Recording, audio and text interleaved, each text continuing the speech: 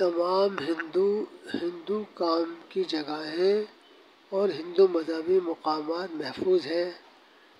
भारतीय मीडिया झूठा प्रोपेगेंडा फैलाने के जरिए फ़िरका वाराना नफरत को फ़रोग़ दे रहा है।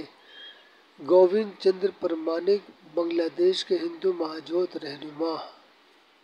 আমি অ্যাডভোকেট গোবিন্দ প্রামাণিক, মহাসচিব বাংলাদেশ জাতীয় হিন্দু মহাজোট।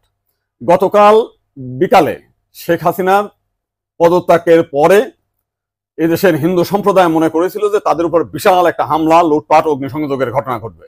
কিন্তু গতকাল বিকালেই বিএনপি এবং জামাতের নেতারা তাদের নেতৃবৃন্দকে হিন্দুদের বাড়িতে হামলা, লুটপাট, অগ্নিসংযোগ যাতে না হয় এবং প্রত্যেক মন্দিরে যাতে পাহারা দেয় সেই ব্যবস্থা করার নির্দেশ দেয়। এবং গতকাল থেকে আমরা দেখেছি সেই পাহারা দিয়েছে। সাধারণভাবে হিন্দুদের উপরে বড় কোনো মন্দিরে কোনো হামলার ঘটনা ঘটে নাই।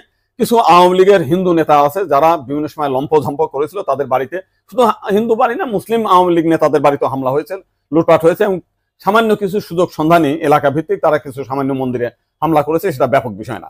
কিন্তু আমরা দেখলাম যে ভারতের রিপাবলিক এইটাকে নিয়ে ব্যাপকভাবে রুমার ছড়াচ্ছে, নানান কিছু মিলে উদ্ভট কথাবার্তা বলছে। এবং আজকে দেখলাম শেখ হাসিনার নিয়ে তারা কাহিনী তৈরি করছে, বঙ্গবন্ধুর স্ট্যাচু মানে ভাঙছে, সেটা নিয়ে তারা খুব দুঃখে সাগরে ভাসছে। আমার এক সাংবাদিক ফোন দিয়েছিলাম, তাদের বলেছি যে আপনারা যদি শেখ হাসিনার জন্য যদি এত কান্না আপনাদের মধ্যে আসে, তো শেখ হাসিনা ভারতে গিয়েছে, আপনারা ভারতের প্রধানমন্ত্রী নরেন্দ্র মোদীকে সরিয়ে শেখ হাসিনাকে আপনারা প্রধানমন্ত্রী হিসেবে ঘোষণা করেন, সে ভারতও রক্ষা করতে পারবে, তা আপনার সেভেন সিস্টারও রক্ষা করতে পারবে। আপনারা তো প্রতিদিন বলতেছেন যে শেখ হাসিনা না থাকলে ভারতে সেভেন সিস্টার থাকবে না। তো এইবার আপনাদের একটা বিশাল সুযোগ আছে, আপনারা শেখ হাসিনাকে ভারতের প্রধানমন্ত্রী করেন।